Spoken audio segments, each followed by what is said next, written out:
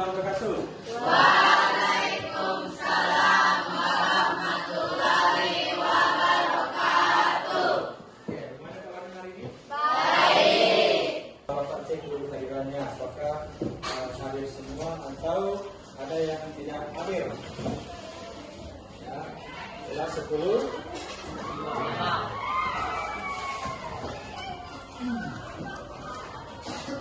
Kalau Kariski Hadir Pak. hadir.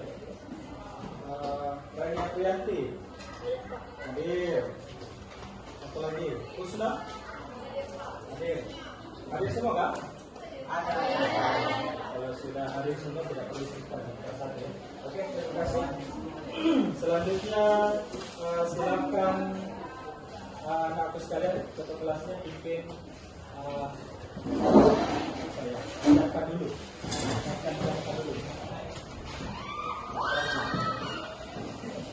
Siap. Berdiri.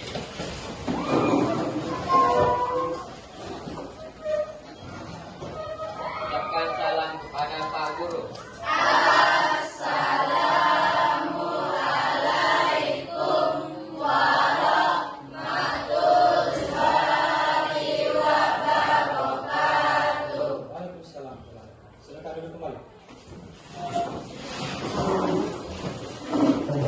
Sebelum kita belajar, mari kita berdoa.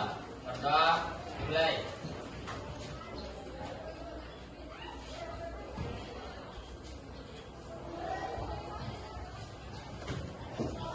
Doa, mulai. Oke, terima kasih sekalian.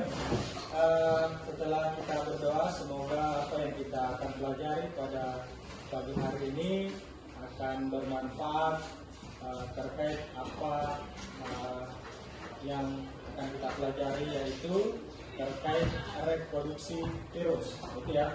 Nah, siapa yang masih ingat anak sekalian apa yang kita pelajari pada pertemuan sebelumnya? Siapa yang masih ingat? Siapa yang masih ingat apa yang kita pelajari? Sekarang, apa yang kita pelajari pertemuan sebelumnya? Ciri-ciri virus. Sudah ciri-ciri virus kita pelajari klasifikasi virus. Nah, saat ini kita melangkah ke pembelajaran selanjutnya. Nah, untuk mengantarkan anak sekalian ke pembelajaran selanjutnya, silakan simak video berikut ini. Silakan disimak video berikut ini ya.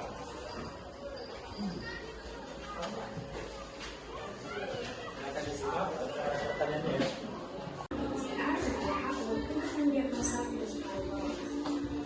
Januari 2020, Prancis mengonfirmasi 3 kasus novel coronavirus.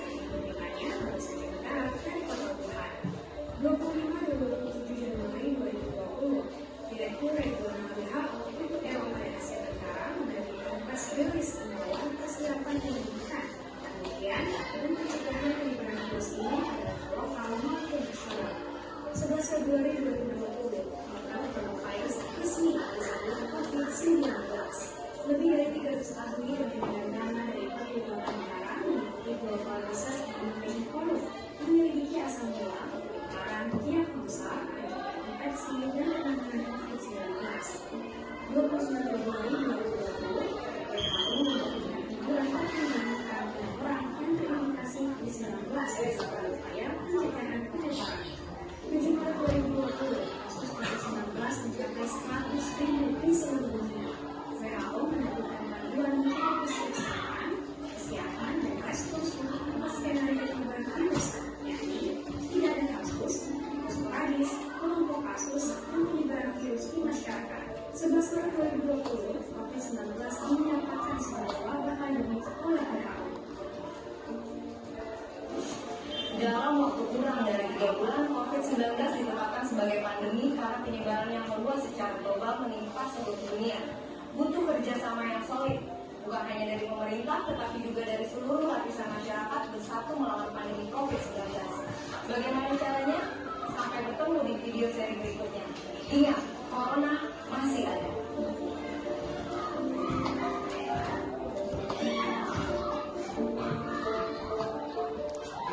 Sekalian, ini yang sudah kita saksikan bersama.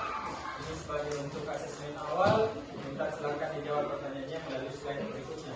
Jadi perlu diketahui bahwa video tadi dari awal mulanya pandemi, dari awal mulanya munculnya virus corona tidak membutuhkan waktu lama. Di tanggal 7 Maret sudah 100.000 kasus di seluruh dunia. Berarti penyebarannya sangat fatal.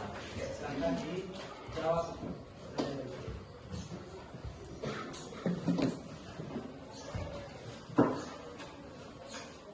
Silakan argumentasinya sekali berdasarkan apa yang kalian sudah simak melalui video tadi.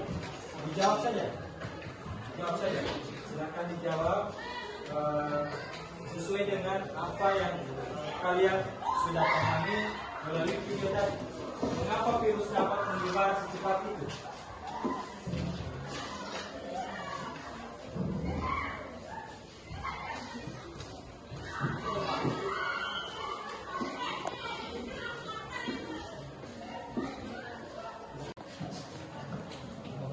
Menurut Muhammad Al-Farisi, virus disebabkan karena kenapa bisa virus menyebar cepat? Karena virus dapat berkembang. Ya, betul. Kemudian menurut siapa ini? Tidak pakai nama.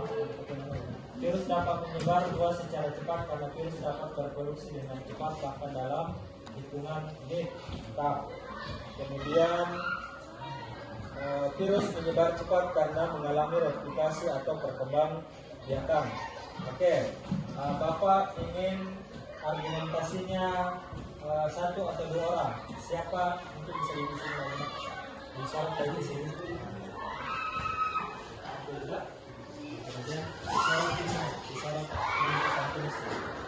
Oke, siapa yang disebutkan namanya di sini ya, atau rodanya berhenti pada nama siapa, disitulah silakan melakukan tanggapan.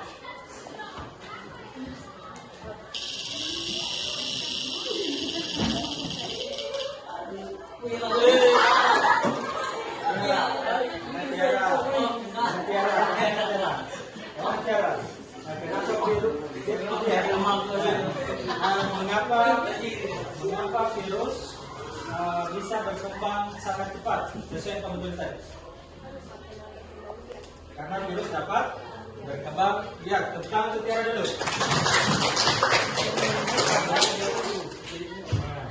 Kemudian sekali lagi. Ya. Oke, Asifa ya. Oke, Asifa. Silakan. Kenapa virus dapat menyebar secepat itu? Karena virus dapat bereplikasi atau berkembang biak. Karena virus dapat bereplikasi atau berkembang biak. Oke, terima kasih tulisannya. Oke, mantap ya. Nah, sekarang selanjutnya kita pahami apa yang akan kita capai pada hari ini, yaitu dari tujuan pembelajaran. Tujuan pembelajaran kita hari ini adalah menganalisis proses replikasi virus dengan jadi yang harus kita capai hari ini bagaimana kita bisa menganalisis proses replikasi virus dengan teliti. Tadi kan sudah diawali virus ternyata dapat bereplikasi dengan cepat. Nah sekarang prosesnya yang harus kita pahami kenapa bisa cepat. Nah itu ya. Oke, selanjutnya ini. Silakan dibaca dulu skenario virus X dan Y. Ada Bapak sudah kirim ya, tapi di sini ya. Silakan dibaca dulu yang Bapak kirim di grup kemarin. Bisa diskusi di situ ya? Oke, silakan. Ada situ skenario virus X dan Y. Ada virus yang bertindak sebagai virus X dan ada yang bertindak sebagai virus Y. Kemudian virus itulah sementara ada mekanisme replikasi yang diduga. Misalnya virus X adalah siklus titik dan virus Y adalah siklus isogeni.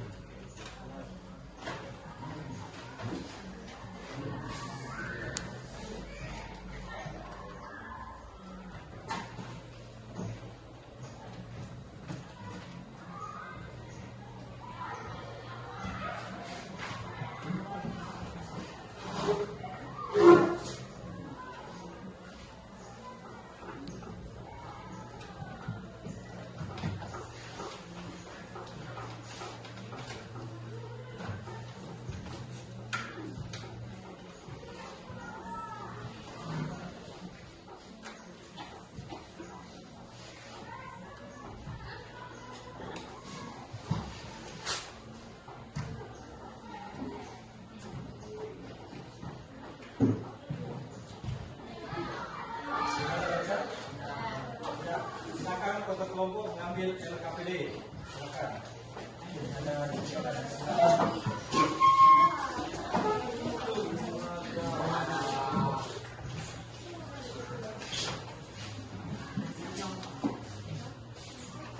setelah mengambil LKPD, silakan membentuk kelompok. Silakan membentuk kelompok. Semua sudah ada semua. Silakan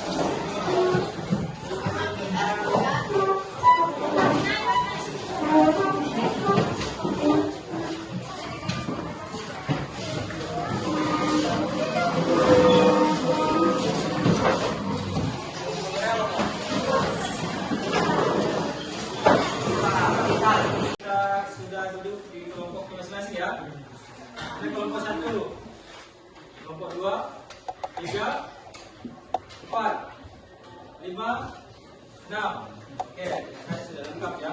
Nah, di hadapan kalian semua sudah ada LKPD, ada ya? Nah, LKPD. Nah, silahkan diskusikan apa yang menjadi mekanisme replikasi yang digunakan virus X dan virus Y. Lalu catat urutannya, tahap prinsip dari kedua mekanisme tersebut, baik lisis dan lisogenik. Jadi sebagaimana yang kita ketahui bahwa replikasi virus itu terdiri dari dua. Yang pertama lisogenik, yang kedua lisis. Ya, jadi sebentar melalui buku yang kalian punya depannya itu dan ada referensi Bapak kirimkan di grup, silahkan dituliskan di situ urutannya, misalnya litik urutannya dari mana ke mana, kemudian lisogenik dari mana ke mana sampai selesai. Kemudian nomor 3, silahkan dibandingkan, buat perbandingan yang menunjukkan tahapan lengkap perbedaan utama kedua siklus. Kira-kira apa yang membedakan antara siklus litik dan siklus lisogenik. Nah, kemudian setelah itu silahkan dipresentasikan. Oke ya. Nah, jadi setiap kelompok bentar akan melakukan presentasi. Jadi ya, paham? Setiap kelompok melakukan presentasi dan setiap anggota kelompok yang lain silahkan menanggapi. Kemudian ada pertanyaan diskusi. Perhatikan dulu. Ada pertanyaan diskusi nomor 1, nomor 2, dan nomor 3. Setelah selesai semua itu silakan kita presentasi. Oke, silakan kerjakan anak sekalian. Berkembang virus memerlukan lingkungan atau sel yang hidup. Nah, di manakah lingkungan sel hidup itu? Yaitu terdiri dari sel bakteri, sel hewan, sel tumbuhan, dan sel manusia. Nah, jadi virus ini dapat berkembang biak atau dapat bereplikasi pada sel yang hidup, di antaranya sel bakteri, sel tumbuhan, sel hewan, dan sel manusia sebagai inangnya. Gitu ya. Kemudian virus ini dapat bereplikasi dengan dua cara, yaitu siklus litik dan siklus lisogenik. Oke. Pada prinsipnya, cara perkembangan virus pada hewan maupun tumbuhan mirip dengan berlangsungnya pada bakteriofag yang diuraikan seperti berikut. Perhatikan video berikut ini. Terkait replikasi virus lisogenik dan litik. Halo semuanya, sebelumnya kita sudah membahas mengenai klasifikasi virus. Nah, pada video kali ini kita akan lanjut membahas mengenai replikasi virus.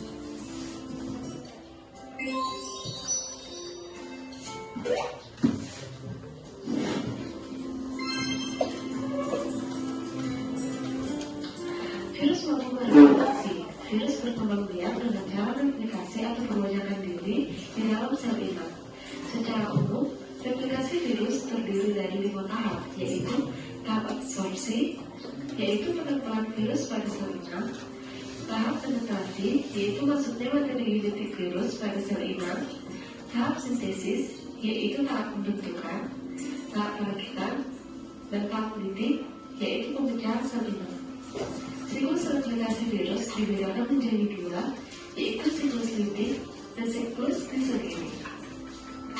Pertama kita akan membahas siklus litik.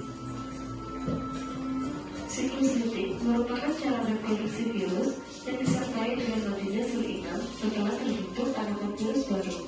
Siklus litik terjadi apabila makanan sel inang lemah dibandingkan daya infeksi virus.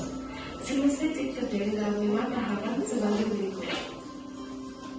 Tahap pertama adalah tahap absorpsi. Kita mencontoh virus Bacterium varioliata dan bakteri Escherichia coli sebagai sel inangnya. Pada tahap absorpsi ini, virus menempel pada bagian reseptor sel inang dengan menggunakan serabut ekornya. Tahap kedua adalah tahap penetrasi.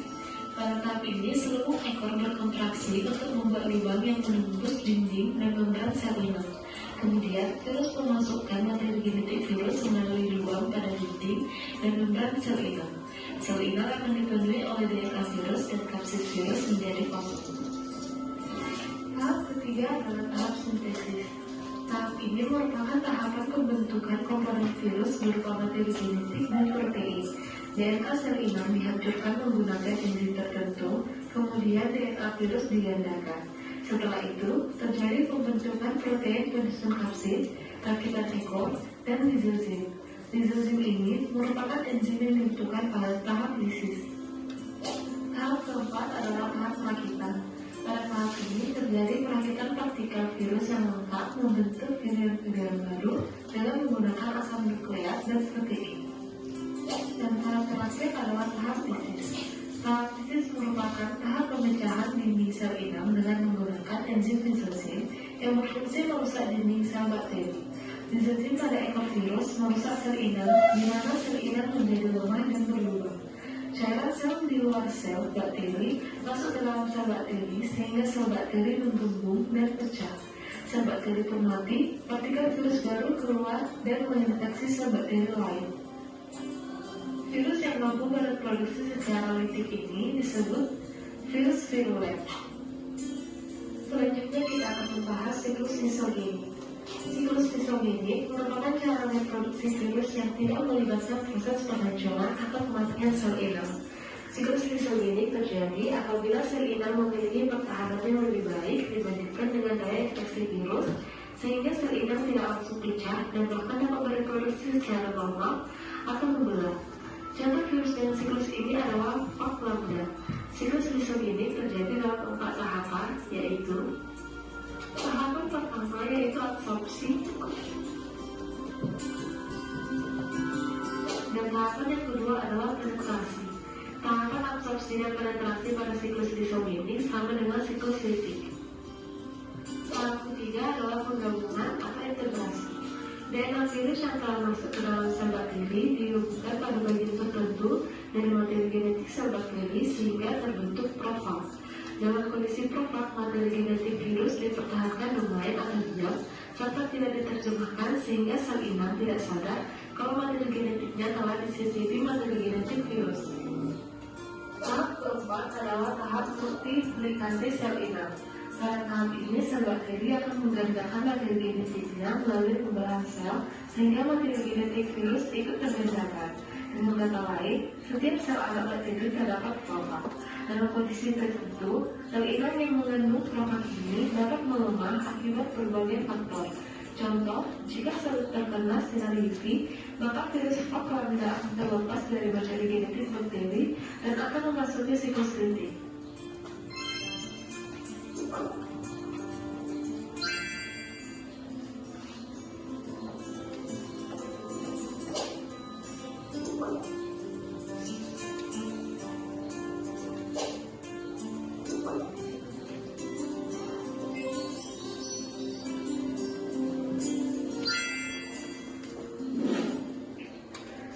Oke guys, sampai di sini dulu ya pembahasan kita mengenai replikasi virus. Kalau kalian masih bingung tentang penjelasan ini, kalian boleh beri komentar di kolom komentar.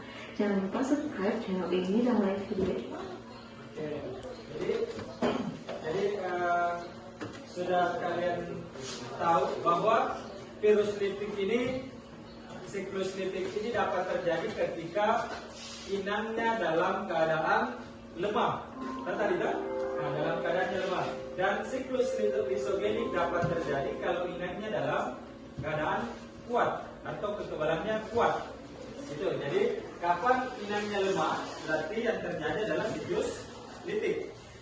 kalau inangnya kuat, maka yang terjadi siklus estrogen. Oke, paham? Nah, sekarang silakan lanjutkan aktivitas yang ada di dalam KPD yang sekali. Jadi silakan ditulis di situ urutan lisis, penetrasi misalnya, apa yang terjadi di situ, silakan kasih keterangan. Ya, oke, silakan sekalian. Ya, silakan bertanya kalau ada yang kurang jelas. Ada yang kurang jelas di sini? Oke, silakan.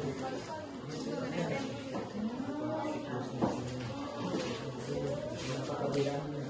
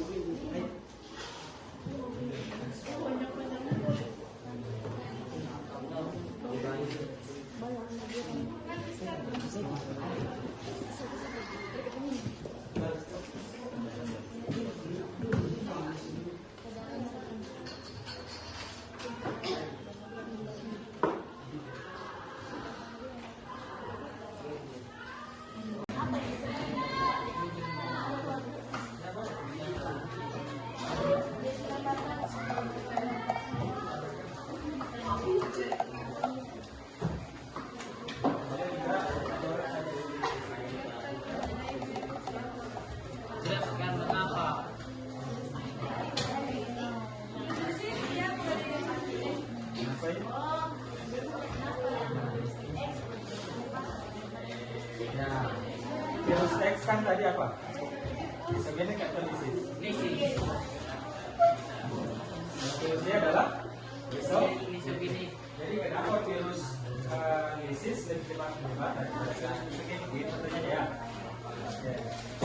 Silakan temannya cari jawabannya.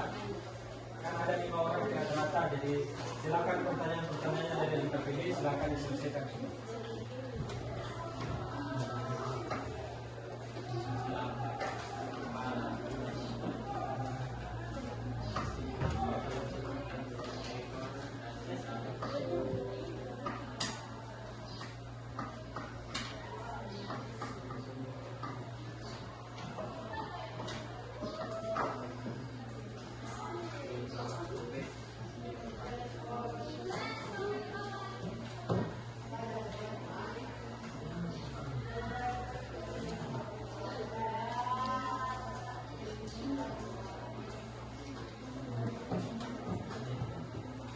Diskusi kita sudah selesai dan tentunya setiap kelompok sudah menemukan bahkan menjawab LKPD sesuai permintaan di situ, urutan reproduksi virus baik secara litik maupun isogenik. Nah, sekarang tiba saatnya kita presentasi. Kita presentasi terkait apa yang kalian sudah temukan di referensi yang sudah diberikan. Nah, kelompok siapa dulu yang mau melakukan presentasi? Kelompok 1. Setelah kelompok 1? 2. Oh, berurutan ya? Oke, berurutan. Kelompok 2, 3, 4, 5, dan 6. Oke, saya persilakan kepada kelompok 1 yang pertama. Tangan untuk kelompok 1. Silakan kelompok 1. Di sini.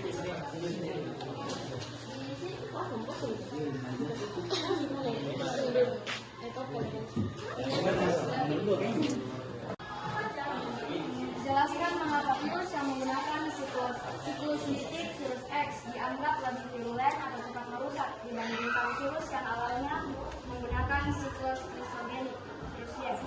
Karena secara aktif dan cepat memunculkan sel inap untuk melepaskan partikel virus baru yang siap menginfeksi virus lain. Virus seperti HIV pada masa awal infeksi cenderung menggunakan mekanisme replikasi yang dalam jangka waktu panjang sebelum menjadi AIDS. Jelaskan alasannya. Virus HIV pada masa awal infeksi cenderung menggunakan mekanisme replikasi yang mana dalam jangka waktu panjang sebelum menjadi AIDS. Jelaskan alasannya. Virus HIV pada masa awal infeksi cenderung replikasi isogenik. Alasannya menghindari sistem kekebalan tubuh dan replikasi tersembunyi. Bagaimana pemahaman mekanisme replikasi virus ini dapat memberikan petunjuk untuk pengembangan obat antivirus. Memberikan petunjuk penting untuk Yang harus kalian yang bertanya untuk kelompok 1 silakan bertanya. Satu orang yang bertanya dari kelompok lain silakan. Kita sudah dimengerti. Satu orang dulu yang bertanya kepada yang bertanya silakan. Oke, silakan. Sebut nama dari kelompok.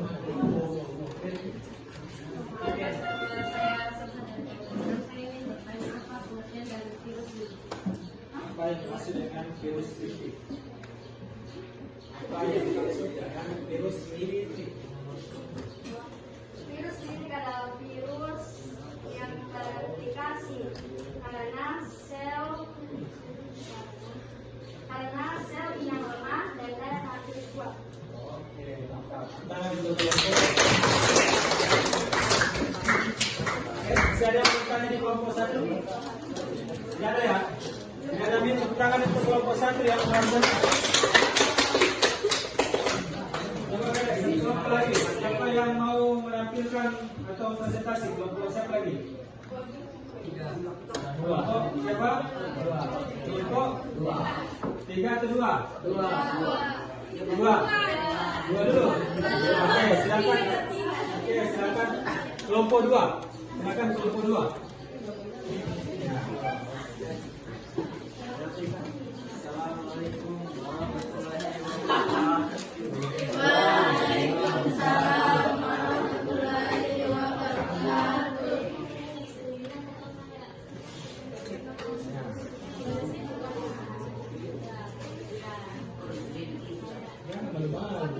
Langsung saling Pak. Ya, silakan. Tentukan mekanisme. Yang lain silakan ya. Tentukan mekanisme replikasi yang digunakan virus X kita mencatat dan menguji dan kedua mekanisme tersebut litik dan isogenik.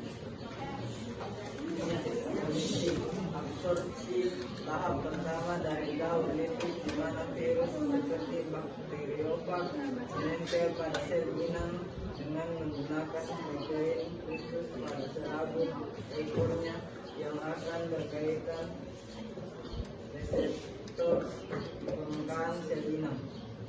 Penetrasi tahap kedua dalam siklus litik di mana virus menyuntikkan materi genetiknya dengan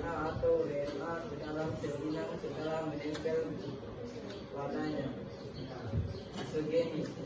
Absorpsi merujuk pada tahap absorpsi penempelan virus pada sel inang yang merupakan bagian dari siklus reproduksi virus secara isogenik. Penetrasi tahapan virus menyuntikkan materi genetiknya DNA atau RNA ke dalam sel inang, meninggalkan bagian luar virus kapsid berada di luar sel. 3. Buatlah skema perbandingan diagram alil atau infografis yang menunjukkan akan menunjukkan perbedaan utama dua siklus. Siklus genetik menyebabkan lisis atau kematian sel inang melalui produksi virus baru secara cepat, sedangkan siklus isogenik tidak langsung menghancurkan sel inang karena materi genetik virus terintegrasi ke dalam dua sel inang dan akan terus terbawa saat sel membelah. Oke, kasih kesempatan, sudah. Kasih kesempatan teman-teman untuk bertanya. Kasih kesempatan, cara. Oke, teman dari kelompok lain, silakan bertanya kepada kelompok 2. Ya, silakan bertanya kepada kelompok 2. Bukan kelompok 6 lagi ya. Kasih kelompok yang lain lagi. Kelompok 1 boleh bertanya kelompok 2. Silakan. Oke, kelompok 5 ya. Kelompok 5. Oke, silakan kelompok 5. Kelompok 2 berikan pertanyaan kelompok 5.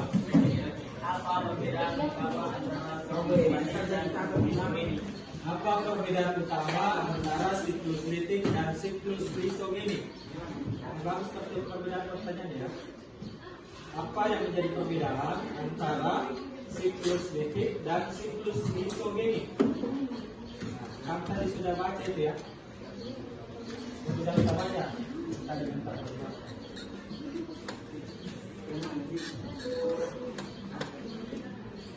Perbedaan utamanya apa? Boleh dibantu jawab ya dari kelompok 2 ini. Siklus litik menyebabkan lisis atau kematian sel inang melalui produksi virus baru secara cepat. Sedangkan siklus isogenik tidak langsung menghancurkan sel inang karena materi genetik virus terintegrasi ke dalam dua sel inang dan akan terus terbawa saat sel membelah. Tangan untuk kelompok 2. Semuanya kelompok 5 sudah dijawab ya? Kelompok 5. Oke, sudah. Bagaimana bisa ada bertanya di kelompok 2? Kalau tidak ada, boleh masih ada kah? Tidak ada nih? Oke, silakan duduk. Terima kasih untuk kelompok 2. Kita untuk kelompok 2.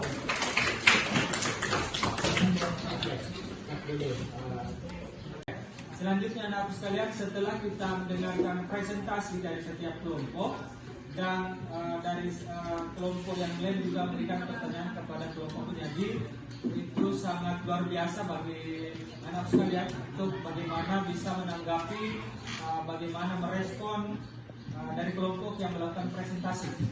Itu ya. Kemudian selanjutnya adalah kita melakukan refleksi. Apa itu refleksi adalah mengingat kembali kira-kira apa yang sudah dipelajari. Nah, Bapak ingin bertanya, kira-kira apa yang telah dipelajari tadi?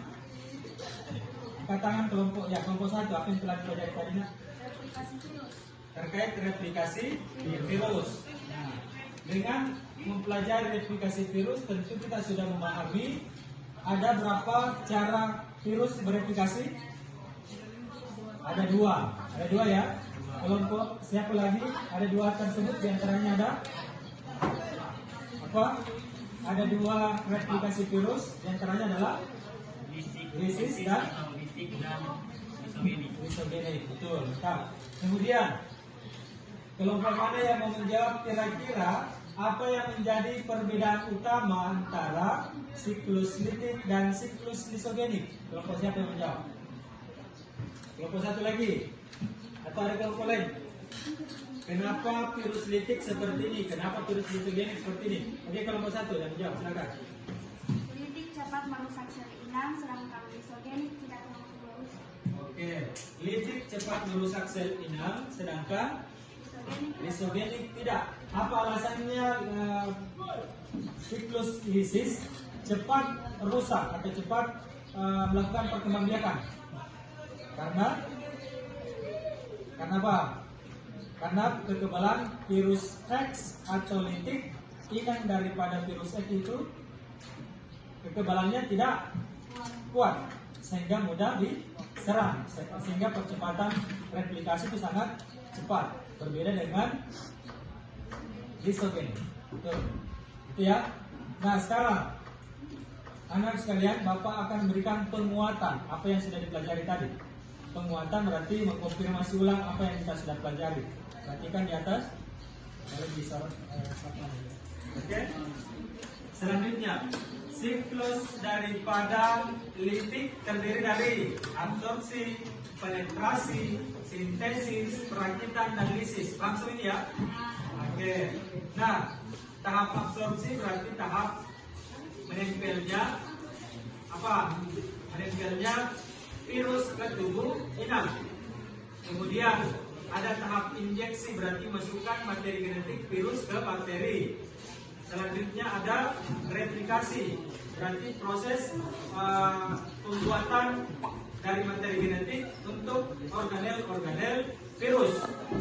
Selanjutnya fase perakitan, berarti disusun, dibentuk yang tadinya sudah terbentuk kepala, ekor, dan seluruh ekor disatukan menjadi virus yang utuh. Setelah utuh, maka terjadilah fase litik atau fase pembebasan.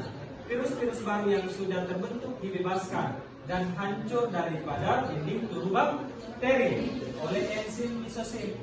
Kemana virus itu? Keluar dan siap menginfeksi inang-inang yang baru atau bakteri yang lain. Gitu ya. Nah, sekarang kita perhatikan coba yang lisogenik.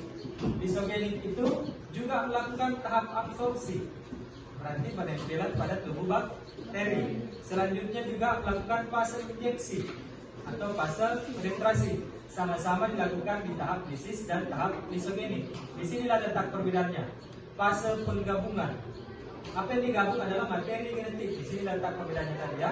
Di situlah terjadi penggabungan dan menjadi perbedaan pada siklus litik dan siklus lisogenik. Kemudian setelah itu dilanjutkan dengan penggabungan, menggabung antara materi genetik virus dan materi genetik bakteri.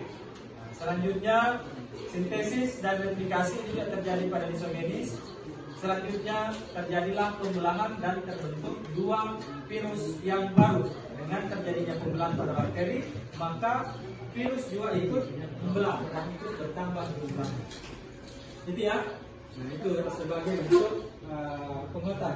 Selanjutnya kita kerjakan post test. Kita post test. Sekarang lihat HP-nya lagi. Sudah lihat HP-nya? Dari yang kalau tadi tak? Oke, silakan dikerjakan. Ini post test berarti untuk menguji sampai di mana pemahaman kalian tentang replikasi virus. Ya, nilainya sebentar akan masuk terrekap di dalam webinar ini. Oke, 1, 2, 3.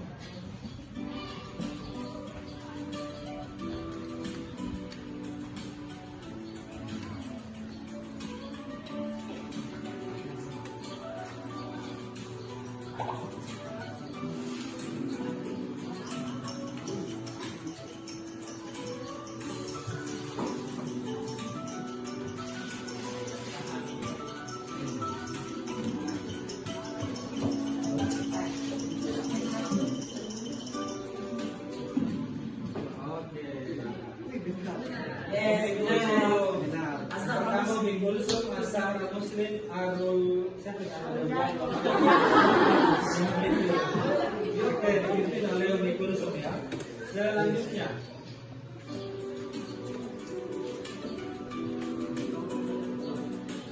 masih pertanyaan sama ya? Belum ada pertanyaan muncul? Oke. Masih ada ya? Sorry. Silakan dijawab.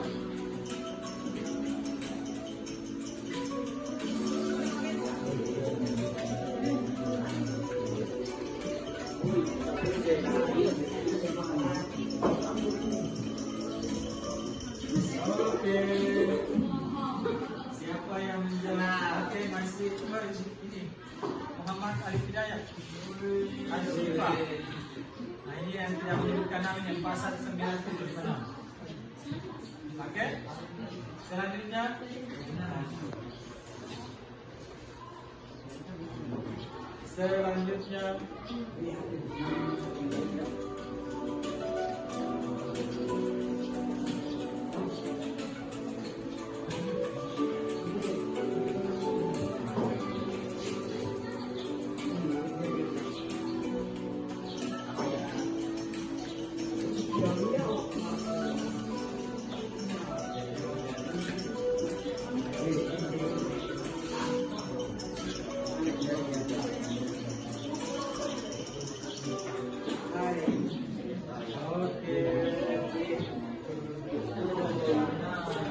Hasan Muslim Arul Jago, tepuk tangan dulu.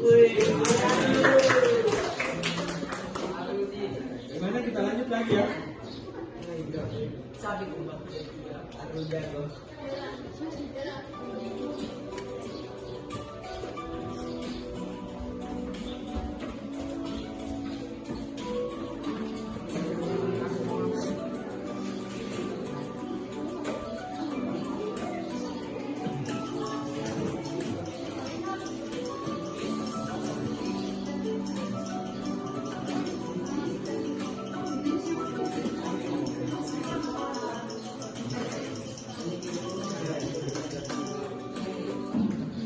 Siapa lagi memimpin?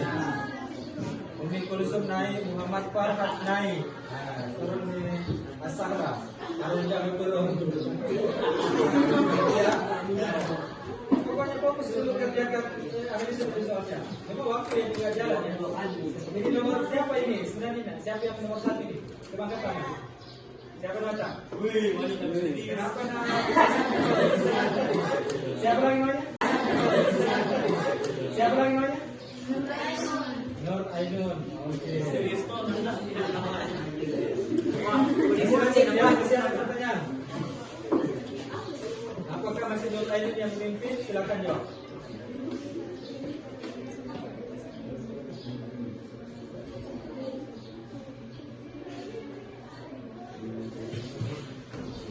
Enzim pada virus yang berperan untuk merusak enzim ini adalah, Bapak sebutkan baru-baru.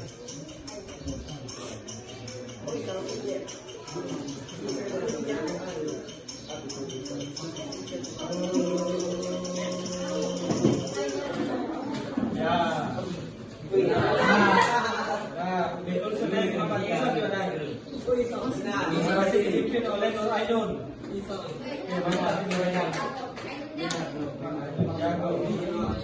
Oke, Sarah turun, Asifa turun.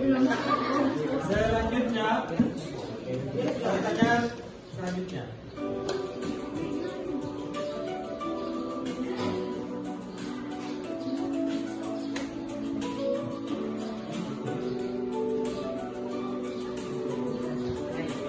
Berbahan juga dijelaskan ini.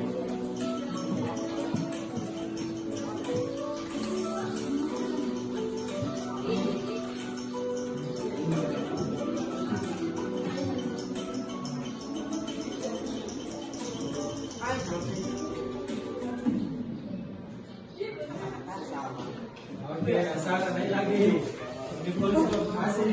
Masih dipertahankan oleh Nur Ainun. Polisi nomor 2. Selanjutnya, coba bisa lihat. Masih ada 1. Jauh banyak keturunkan. Jangan.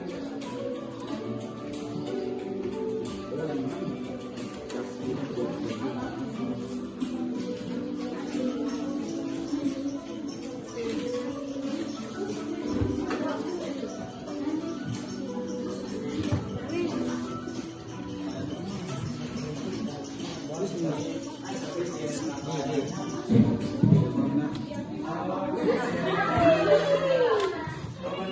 Nur Ainur, Umi Kulsum, dan Neng Nabil.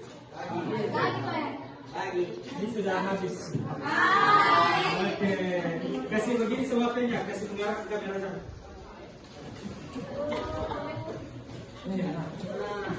Dan sekarang yang lagi, sekarang yang KPD nya lagi kasih menghadap kamera. KPD.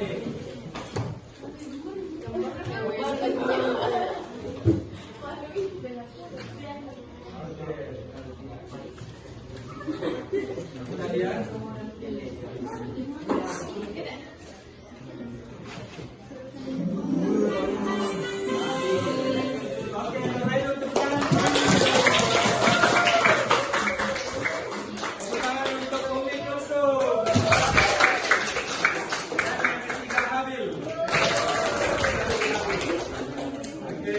terima kasih atas responnya sekalian, sangat luar biasa. Bagaimana pelajaran hari ini? Menyenangkan? Semoga apa yang kita pelajari hari ini bisa bermanfaat ya. Bagaimana bisa memahami replikasi virus. Nah, selanjutnya adalah pertemuan selanjutnya kita akan pelajari tentang pencegahan virus. Kan ini virus sudah diketahui bahwa gampang menyebar ya. Nah, berarti sekarang di pertemuan selanjutnya kita harus memahami bagaimana mencegah virus itu agar tidak cepat menular. Ya, itu yang kita pelajari di pertemuan selanjutnya. Nah, sebelum kita akhiri pertemuan hari ini, silakan ketua kelompok untuk doa penutup. Ya, oke, silakan ketua kelompok. Ya, silakan.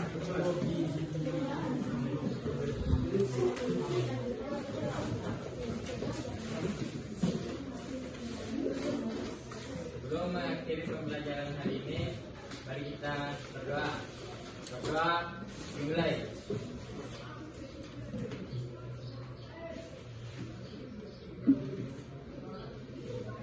Doa selesai. Kita semua.